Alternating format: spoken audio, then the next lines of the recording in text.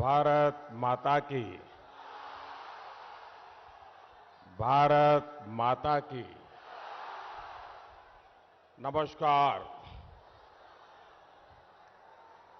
मां धन्वंतरी काली और सुंदर बनेर रक्षाकारी मां बोन दुर्गा के कोटि कोटि प्रणाम जानाई।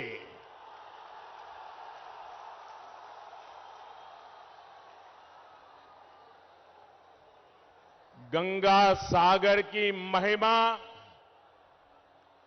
कन्हैयालाल भट्टाचार्य जी जैसे क्रांति वीरों का तप, भूमिपुत्र प्रतापदित्य जैसे सपूतों का शौर्य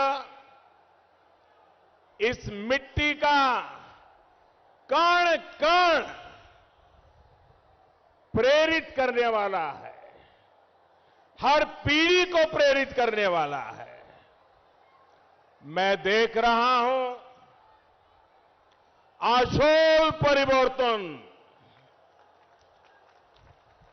आशोल परिवर्तन की लहर को तेज करने का काम भी इसी क्षेत्र से होने वाला है। पहले चरण में बंगाल में हुए शांतिपूर्ण और रिकॉर्ड ब्रेक मतदान में लोगों ने बीजेपी को भारी समर्थन दिया है। कुछ हफ्ते पहले तक बंगाल के लोग कह रहे थे कि बीजेपी इस बार 200 सीटें पार कर जाएगी, लेकिन पहले चरण में जिस तरह का दमदार शुरुआत बीजेपी ने की है, ये साफ है कि जनता की आवाज को ईश्वर का भी आशीर्वाद मिल गया है। बंगाल में बीजेपी की जीत का आंकड़ा 200 के भी पार जाएगा।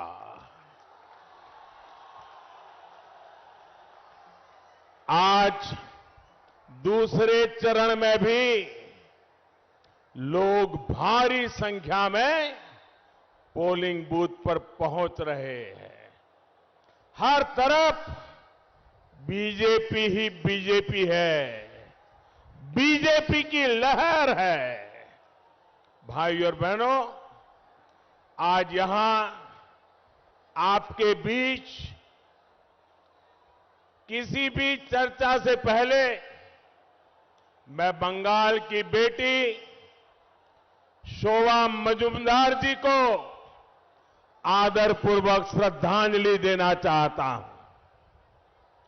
शोभा जी बंगाल की उन अनगिनत माताओं, उन अनगिनत बहनों का चेहरा थी जिन पर तृणमूल के लोगों ने अत्याचार किया।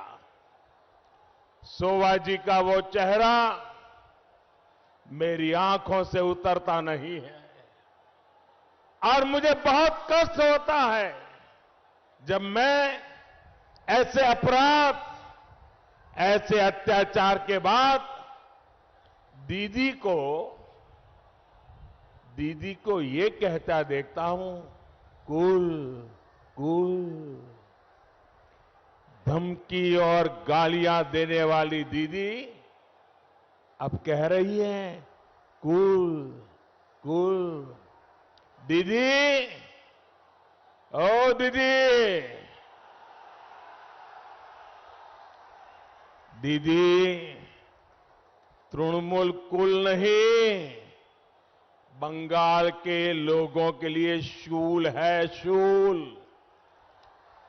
बंगाल को असहनीय पीड़ा देने वाला शूल है तृणमूल। बंगाल को रक्त रंजित करने वाला शूल है तृणमूल। बंगाल के साथ अन्याय करने वाला शूल है तृणमूल। दीदी, ओ दीदी, আপনাকে বাংলার ভাই বোনেদের হত্যার হিসেব দিতে হবে। আপনাদেরকে মায়েদের ছেলের হত্যার হিসেব দিতেই হবে। রক্তের খেলা চলবে না। मैं कहूंगा, आप भी मेरे साथ बोलिए, चलबे ना, चलबे ना। रक्तेर खेला चलबे ना। रक्तेर खेला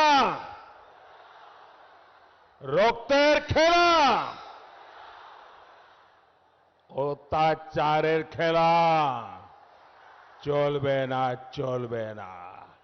অত্যাচারের খেলা চলবে না, চলবে না। ভ্রষ্টাচারের খেলা চলবে না, চলবে না। অত্যাচারের খেলা চলবে না, চলবে না। भाइयों और बहनों, बीते कुछ समय में दीदी के फैसले बंगाल की राजनीति का सबसे बड़ा ओपिनियन पोल भी बन गया है और एग्जिट पोल भी बन गया है। दीदी का हर एक्शन देख लीजिए, सब कुछ स्पष्ट नजर आता है। शुरुआती रुख पता चला तो दीदी भवानीपुर सीट छोड़कर नंदीग्राम पहुंच गई।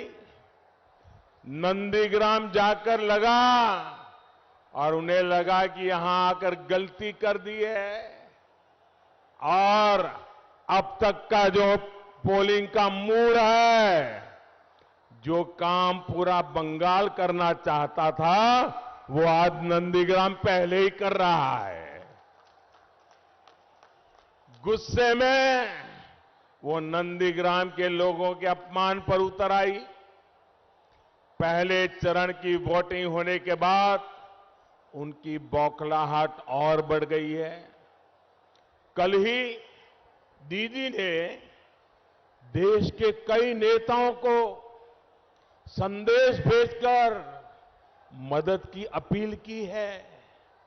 जो लोग दीदी की नजर में बाहरी है, टूरिस्ट है, जिन्हें वो कभी मिलने तक का समय नहीं देती थी, अब उनसे समर्थन मांग रही है। साथियों, आप सोचिए, 10 साल मुख्यमंत्री रहते अगर बंगाल की सेवा की होती तो दीदी ये करना पड़ता क्या? क्या 3 दिन एक ही क्षेत्र में गुजारने के लिए मजबूर होना पड़ता क्या? ईवीएम को गाली वो पहले ही दे चुकी है। चुनाव आयोग को कटघरे में वो पहले ही खड़ा कर चुकी है। दीदी, ओ दीदी, आपका व्यवहार, आपके शब्द, आपकी बौखलाहट बंगाल के लोगों में चर्चा का विषय बने हुए हैं। आपने बंगाल के साथ विश्वासघात किया। अब आप बंगाल के विनम्र और समृद्ध भाषा, संस्कार, यहां की मान मर्यादाओं का भी अपमान कर रही है। साथियों, ममता दीदी को जय श्री राम के आह्वान से दिक्कत है, ये पूरा बंगाल पहले से जानता है। ममता दीदी को दुर्गा जी की प्रतिमा के विसर्जन से दिक्कत रही है, ये भी पूरा बंगाल पहले से जानता है। लेकिन अब दीदी को तिलक से दिक्कत है, अब दीदी को भगवा वस्त्र से दिक्कत है, और तो और अब दीदी के लोग चोटी रखने वालों को राक्षस कहने लगे हैं। ममता दीदी, आपको वोट के लिए किसी को खुश करना है तो ये आपका अधिकार है, आप जरूर करिए। आपको मुझे गाली देनी है, जरूर देते रहिए, लेकिन पश्चिम बंगाल के लोगों की आस्था को, रामकृष्ण परमहंस, स्वामी विवेकानंद, चैतन्य महाप्रभु की पहचान को मैं गाली नहीं देने दूंगा। भाई और बहनों, दीदी जिस तरह यूपी और बिहार के लोगों के खिलाफ दुश्मनी की भाषा बोल रही है, वो उनकी राजनीतिक समझ पर सवाल पैदा कर रहा है। दीदी, आप ये भूल रही हैं कि आपने सीएम के नाते संविधान की शपथ ली हुई है। भारत का संविधान आपको इसकी इजाजत नहीं देता कि आप दूसरे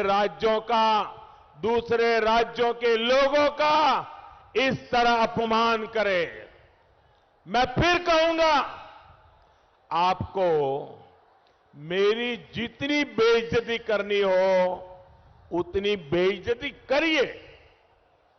स्क्रू ढीला हो गया जैसी बातें, एक से एक भद्दी गालियां आपने मुझे दी है, लेकिन दीदी, मेरा आग्रह आपसे यही है कि देश का संविधान का अपमान मत करिए। बाबा साहब आंबेडकर की भावना का अपमान मत करिए। वाकई साथियों, मैं हैरान हूं कि दीदी को क्या हो गया है। कुछ दिनों पहले मैं बांग्लादेश गया था। वहां मैंने 51 शक्तिपीठों में से एक जशोरेश्वरी काली माता मंदिर के दर्शन किए, पूजा अर्चना की, लेकिन दीदी को इस पर घोर आपत्ति है। मैंने ओराकांदी में हरिचरण ठाकुर, गुरुचरण ठाकुर जी की पुण्य भूमि में जाकर पूरे देश के लिए आशीर्वाद मांगा। ये देखकर भी दीदी का गुस्सा 7वें आसमान पर पहुंच गया। आप बताइए साथियों, मां काली के मंदिर में जाना गलत है क्या? गलत है क्या? ये मेरी सारी माताएं बहनें कह रही है, नहीं, गलत नहीं है। हरिचंद ठाकुर जी को प्रणाम करना गलत है क्या? दीदी, ओ दीदी, दीदी, आप हमको जानती नहीं हो।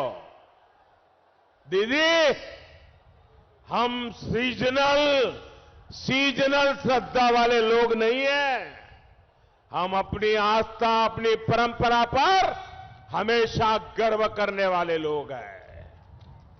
भाई और बहनों, दीदी की समस्या क्या है, वो ये पूरा क्षेत्र जानता है, ये सुंदरबन का इलाका जानता है। घुसपैठियों को खुश करने के लिए दीदी बंगाल के लोगों को भूल गई। यहां उन्नयन के नाम पर उन्होंने 10 साल में क्या किया, इसका कोई ठोस जवाब दीदी के पास नहीं है। तेज पानी से बचाने के लिए डैम की क्या हालत है, ये आप लोग अच्छी तरह जानते हैं।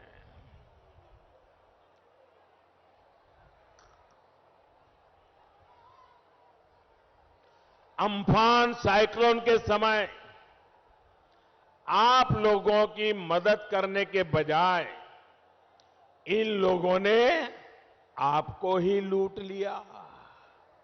उस समय केंद्र सरकार ने जो सैकड़ों करोड़ रुपए भेजे थे, वो राहत पीड़ितों के बजाय टीएमसी के दफ्तरों में पहुंच गए।